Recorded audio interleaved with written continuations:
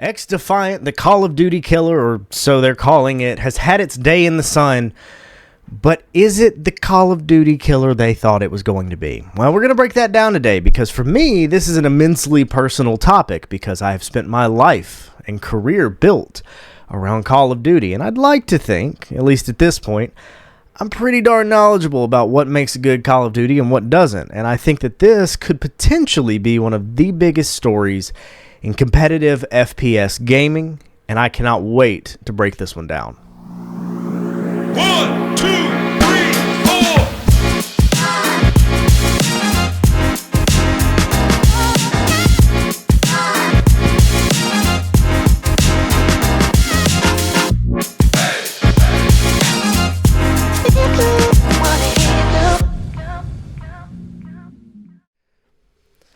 Welcome everybody to episode number 3 of Right Click, hosted by yours truly, Byrdman, and today, like you heard, we're going to be discussing XDefiant, and this is the newest up-and-coming first-person shooter that's supposed to be taking over the market of Call of Duty. Now, this has been dubbed the Call of Duty killer. Now, Call of Duty has been a household name for a lot of years, and the whole purpose of this game is it takes it back to the roots of what made Call of Duty great. Back in the old days where it was more of an arcade-style shooter, fun, get in, play a match, do your thing, get off when you want. And I've got no problem with that at face value. Now, that being said, this was created. Several of the lead developers were retired Call of Duty pros, guys I knew during the time that I played. But here's the thing, man. Is it a Call of Duty killer? I'm not so sure. I think it could be. I think it could rise into a long-lasting, higher tier of not just video games, but competitive video games. Now, what's interesting with what we're doing today is we are actually going to be playing while I talk. Now, don't expect any sort of high-tier gameplay here. First of all, I got arthritis, man. We can only go so far. My thumbs hurt. In all seriousness, I want to talk about what you're going to be seeing, and I want you to be able to see it. I want you to be able to look at it, and we're actually gonna dive into this. I'm really excited about this because while we're loading into this, I just want to talk. This game is so solid. This game has such a phenomenal foundation by people who really know their stuff. You're going to see, and I hope to kind of translate that here because there's some core things that really separates this from current day Call of Duty. The maps are genuinely great. If you've been following Call of Duty for long enough, you know, man, the maps have been rough. I mean, so insofar as the most recent game they put out, it ain't all there. This game, I think they did a great job. They throw a little bit of nostalgia in. So, with that, let's jump in here, and you are going to see. There it is. You're going to see the intro screen. Now, I know part of this is covered up. We're not going to worry about that. As a matter of fact, one of the things that I really want to talk about here, it seems to be kind of a basic jump in and play game at the front. And it is. Look, I picked 2 things that I'm playing a game. Call of Duty now, you have to do so much just to get into a game to play it. I selected 3 things, countdown 3 seconds, I'm playing the game. I think that's great. I think that's something Call of Duty needs to take a note of because, my goodness, they don't do that anymore. This is about to get spicy off the rip. So, I am traditionally a submachine gun player. I've never been in. Oh, God, we're going to talk about that. Just you wait. As I was saying, I've always been a submachine gun player. I enjoy playing with up close, getting shot in the back, such as that. And I think that this game, for the most part, does it well. I think the different roles, the sniping roles, the assault rifle play, the long to mid-range play, the short-range play, I think, truthfully, I think it's done well. I think it needs some polish, but I think it's done well. Now, it's getting spicy up in here, ladies and gentlemen. I think with that being said, I think the gameplay itself, just the hop in and do things feel, I think is phenomenal. I think they did a really good job. I think they have a phenomenal basis to do something that's different but the same. And the reason I say different but the same is because they're trying to be that Call of Duty style gameplay, but are they? Now, this is where I'm going to start getting into my legitimate nitpicks. Oh, and that's one of them. One of my real nitpicks in this game is that I am a controller player. This game was designed to be a Call of Duty style controller played game. I feel like it is its biggest weakness. I truly feel like that is the biggest downfall of this game, because I've played Call of Duty for a lot of years, man, and just the physical aiming with this right stick right here is so inconsistent constantly that I just struggle to to continue wanting to play this game. I could do my best to explain it, but I think this is one of those things you have to get a feel for. But in past history with Call of Duty, the aiming is a little slower on the inside, accelerates as you move further out. Now, there's some nuance to that. There are different styles, and they have different styles that you can choose from that react a little differently. I've played, wow, I thought that was red. I've played some of that, and I just, none of it feels comfortable. Honestly, it all feels pretty much the same to me. Now, again, I realize a lot of that is subjective. I don't have a problem with having a critique that's subjective, because I think at the end of the day, it's still my experience. And I think individual experiences still count for something, especially in a game like this. That said, it's making me not want to play this game, and I'm just going to be blunt with you. A little bit of nausea it's probably going to be a little nauseating, and I'm just going to warn you right now. But this right here is very small movements. That's nauseating to me. I went and played the game that I'm about to compare this directly to, and man, I gotta tell you, I miss that game. I really do, because this game could have been the next one of those, and I'm being cagey for a reason. So bear with me. Trust the process. This game, I don't see the value in trying to reinvent the wheel. And I feel like that's what they did with the aiming. All they had to do was just make something standard like you see in Call of Duty, like you see in Battlefield, or Battlefront rather. No, instead they took this weird little updated route that I truly just don't understand. That's my biggest gameplay nitpick, as far as just the physical movement. The biggest problem I have with this game, above all else, apart from technical issues, apart from all of that, the biggest problem that I have is the way that they've worked in specialists. Now, you see in the bottom middle of my screen, you see an L1 and then an R1, and then you see something that's 80% with a little symbol in the middle. Now, that L1 was what I just threw out. It's a shield they can't shoot through. So I get an advantage. I got no real problem with that. Now, the problem is there's 6 different versions of the 6 different specialists, quote unquote, and they all do something different. This one has a shield. One of them has a little vision pulse, which you probably just saw. That's why they're turning red. Fundamentally, that's like relatively minor gameplay issues, or gameplay discrepancies, rather. I don't have a problem with that. It adds variety, right? Like, I don't see anything wrong with that.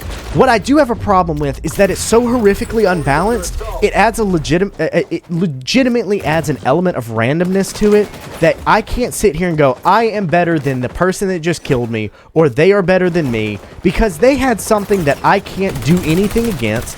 It stops the gameplay for me. I'm not allowed to do anything. Perfect example right there. I jump in. That window, he uses his L1, or what? Yeah, his L1. And boom, I can't move. I'm on fire. I am extremely weak. There's nothing I can do. Now, that's a lesser example, because at least that's very situational. But then you have, like you see on my screen, you've been disrupted. Now, that's one of these specialists. It's one of the new ones. You saw how I've had this little, metal crab thing, spider thing, jump up on my face twice, and I've died. That's that same character. So that character, not only can it do something that completely takes away my ability to play this game for a good, 10 seconds, they can also remove my ability to do anything other than shoot my gun. So you give us a gameplay loop, a very complicated one, all things considered. An intricate one, let's call it. Complicated might not be fair. And then you give characters the ability to completely stop or alter that gameplay loop. What is the purpose? Perfect example right there. That character shot me once, got me down low, but not enough to kill me. But because that character is playing that person is playing the character that they are, when their bullets hit me, they do extra damage over time. So they don't have to actually be skillful enough to get the kill in its entirety. They just have to be good enough to spray and pray enough that the game will do it for them. Here's another example of that. The character I'm playing, if you look in the bottom left, you will see the number 120. Here's why I'm playing that. And here's why I have a problem with it. That is my health count. This game is standard to each character having 100 health, 100 HP. I have 120, solely because I chose this character. So just by choosing this, I take more damage than everybody else. And it's not situational. It's not something that I can activate. So for a short amount of time, I have more health. No. No. That's permanent. For as long as I decide to keep playing this character, I have more health than everybody. So that's a huge advantage. That dude right there that I just killed, I killed him just insanely fast because I have more health and he has less. Like, that's not skill. That's the game giving handicaps. That is not I am better than you or you are better than me. That is the game allowed me to situationally be better than you. I think that's garbage. I don't like that. But why would I not use this? And look at that. I can't play this game anymore. That is a long time. That's my overarching point with this. Is this game has little technical issues, but those little aspects are so poorly done that I don't feel like I am playing a game that's truly competitive. I don't feel like I'm playing something that I can go, hey, I am just outright better than these people. No, I don't feel like that at all. I feel like that this game has things that you can exploit until Kingdom Come that creates a very unbalanced playing field. And for a game that has touted, hey, we're not putting skill-based matchmaking in regular public matches, which is, it doesn't alter to your level, so you're all playing at an equal level. So if I'm somebody who constantly gets 100 kills a game, everybody else I'm playing with is like that. No, this is a mix of everybody. I like that. That's something we've been asking. That's something we've been asking for in Call of Duty for a long time. But no. You, again, give a gameplay loop and you take it away. What's the point? You're negating your own development choices for the sake of flashy things. I don't see that as a net positive.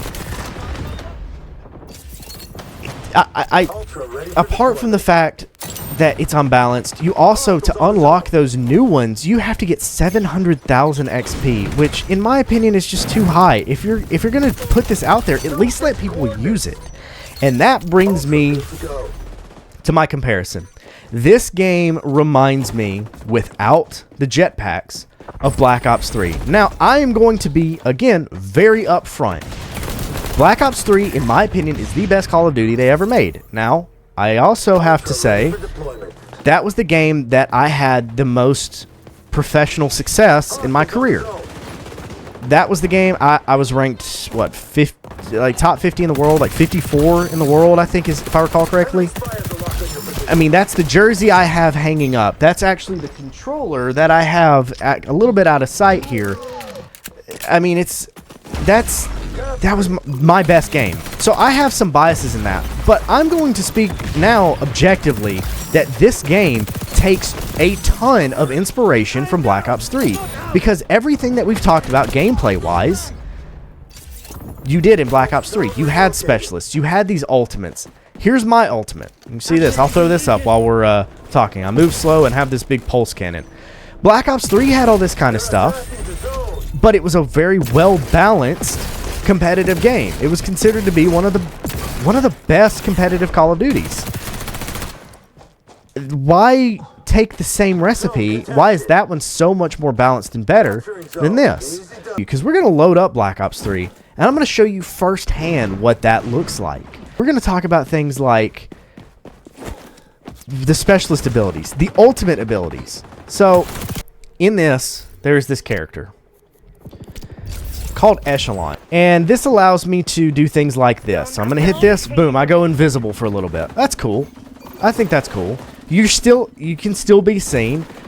You definitely can still be seen. And then it turns off when you shoot. I got no problem with that. But my ultimate ability is I get to pull out a pistol, and I can see everybody through the map, and they can't see me if I'm behind cover. I can see everybody, no matter where they're at.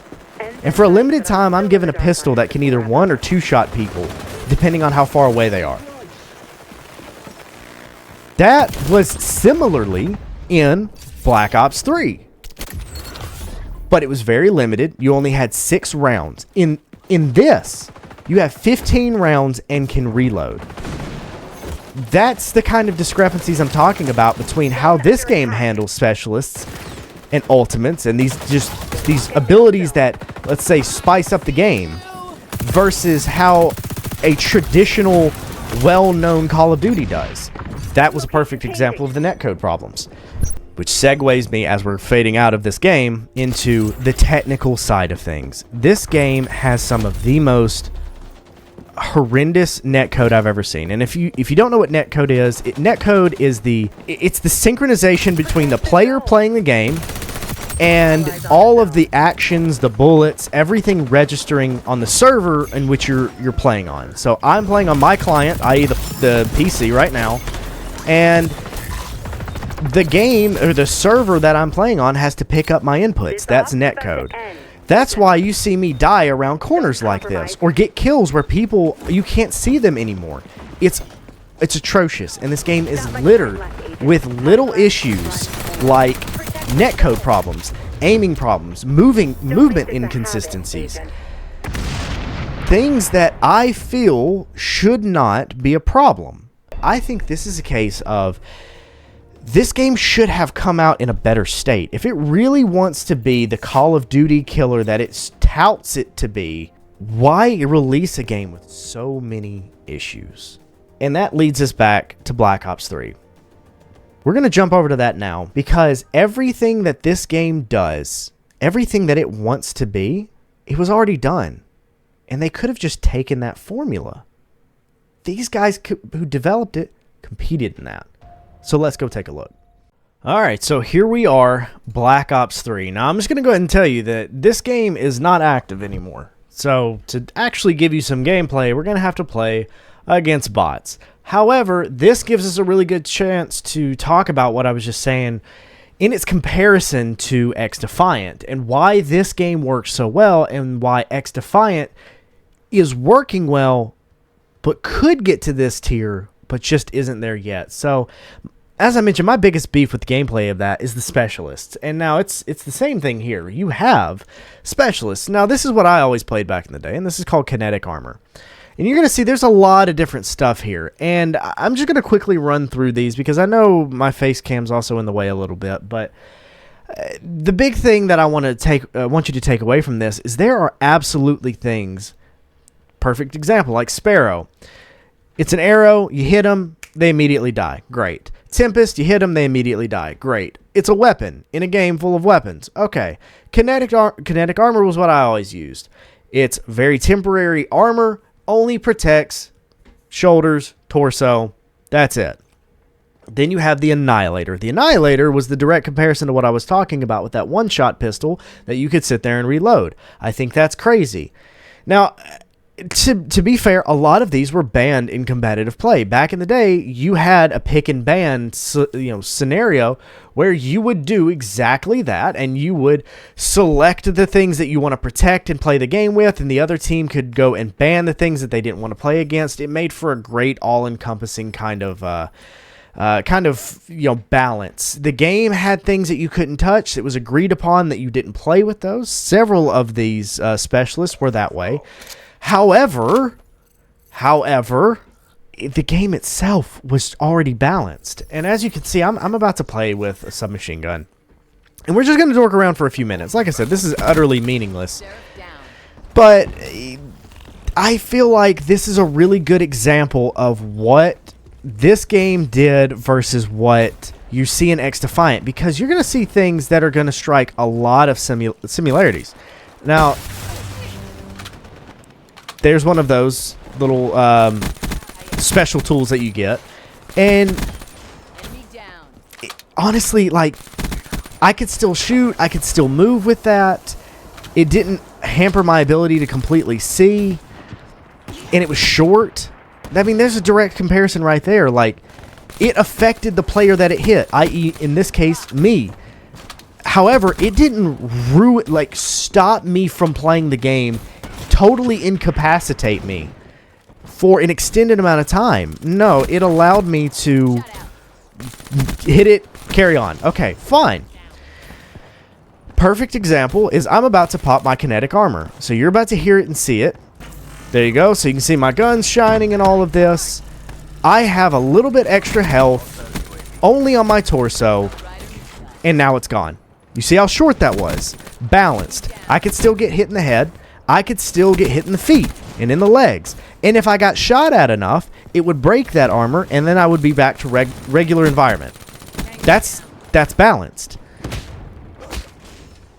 What's the problem in balancing in XDefiant? I don't understand that, because here's where this boils down. That's why this game was popular. That's why this game was phenomenal, competitively speaking. So there's another example. I got hit by that EMP, that disruption. That only lasts about 4 seconds.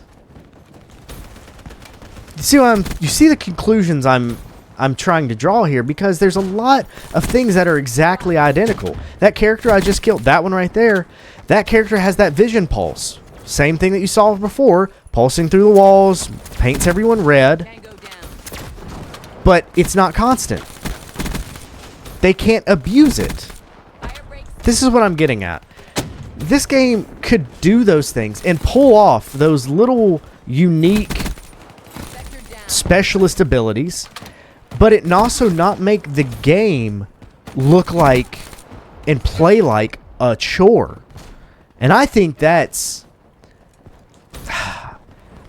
something that, for whatever reason, developers have lost sight of. You can do cool things in a game, and it doesn't have to feel like, well, a chore. And this game felt like it was a fun added element, whereas the other one felt like, no, I'm fighting a randomization rather than something that has any level of even playing field or anything like that.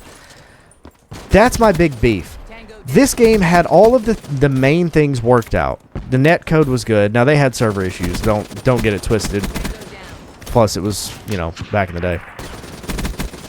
But still, this game had consistency to it. I have kill streaks in this game. I have legitimate camos that I can unlock with guns. I have things that I can do outside of just going in and playing for kills, and then every 100 levels with a gun, get a very bland camo. I don't like the mobile game look that a lot of COD has now, just as much as the XDefiant developers don't. But at least they give me something to do, something to strive for, something to try to unlock.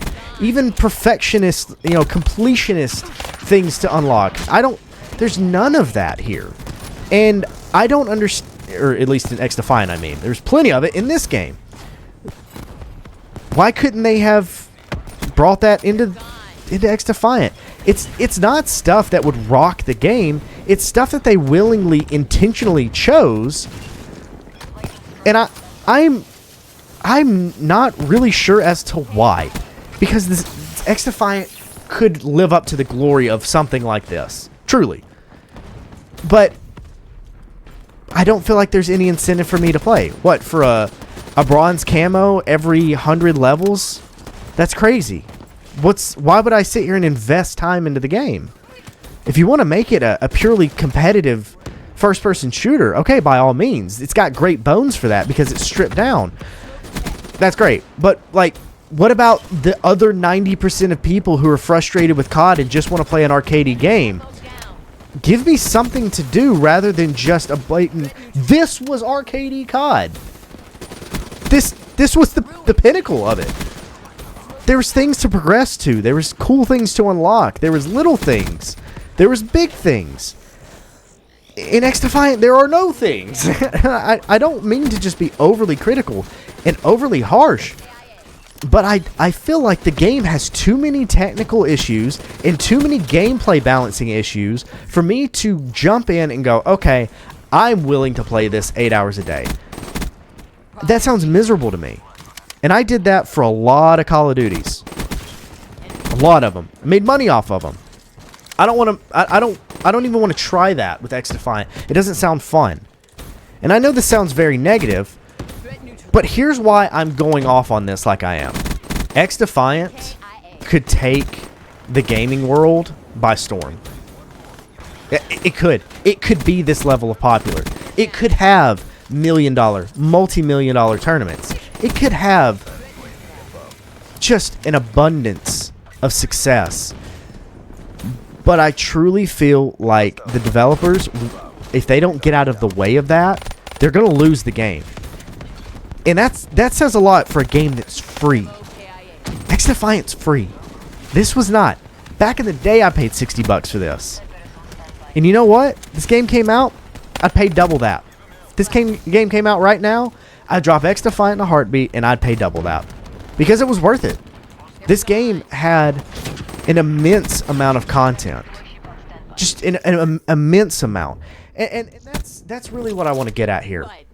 I think games like XDefiant are trying to be the exact gap filler that we have been wanting ever since we started to see the decline of Call of Duty several years ago. And I think Cold War, or Call of Duty Cold War, was probably the closest thing that we got to a well-rounded, well-balanced mix of arcadey fun shooter and competitive shooter.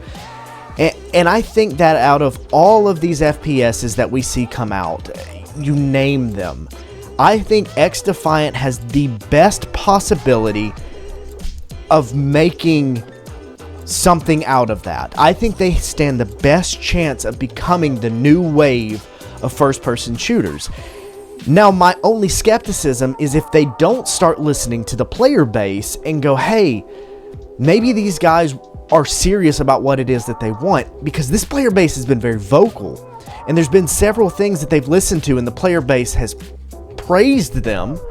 And then there's been things that we look at, like these netcode problems, these movement problems, these controller problems that they have talked about and touched on in a very small way, but not to any way that's drawing people back in. As a matter of fact, if you look at Steam charts and if you look at all these different player base charts, you'll see that this game had a massive uprising when it came out because this is the COD killer. Awesome. And then people started to play it and go, well, there's not really a lot here. A lot of the content that we talked about with Black Ops 3, even with current day Call of Duty, with previous Call of Duties, there isn't a level of content that brings this game to this echelon of Call of Duty. And I think they could, but I think if you just give out wildly high numbered high XP amounts to get something like the camos in this game, which are really basic and really not fun, and I'm not talking like these crazy animated camos or these anime camos. No, I'm talking about give me things to work for. A lot of people are going to compare XDefiant to a fast-paced Black Ops 2. Different game. And I think that's a valid point, but you have to understand that the content in Black Ops 2, even if we're talking specifically multiplayer, not zombies, not story mode, specifically in XDefiant comparison, you're going to see the content differences are really what stands out. That That's the big problem that XDefiant is running into. They have great bones. They have a great basis to make a really fun arcadey shooter and a really competitive game that could be on a whole other tier of games. We're talking CSGO, Valorant, games that are worth multi-million-dollar tournaments, and this game does not have the capacity there yet. You have too many problems with the specialist balancing. You have too little influence on people to go actually play the game. There's not enough reason for me to jump in and grind this game. Even back in old Call of Duties, and I'm talking real old, I'm talking like, 15 years ago, you could go in and play these games and you could unlock a multitude of camos. Even if it was not a camo that you wanted, it was a camo that you had to get to the one that you wanted. That's content. That's from a very baseline opportunity. That's good content. The difference is, to do stuff like that, to get the neat stuff, to see the cool things, you have to pay for it. And that leads me to my last complaint with XDefiant. The only other added content that they have is a Fortnite-styled battle pass where you pay $10 and you can level up through 100 tiers, and you get cool things. You get calling cards, you get little screen covers, you get little things, you get camos, you get weapon variants. That's cool. That's great content, but none of it is in the base game. You have to pay for it. And I understand that there's a justification of, hey, this game is free, you can go pay the $10. Yeah, that's fair enough, man. Absolutely. But why is there nothing on the base game that allows me to have anything close to that? I'm sorry, but a bronze, silver, and platinum and gold camo that takes, 100 levels apiece to unlock? That's not equivalent. I'm sorry, it just isn't.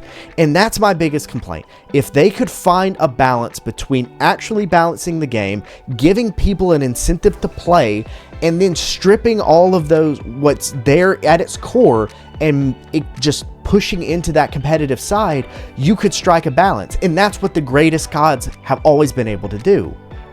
I don't know if they're there yet, or if the developers are willing to listen to that degree.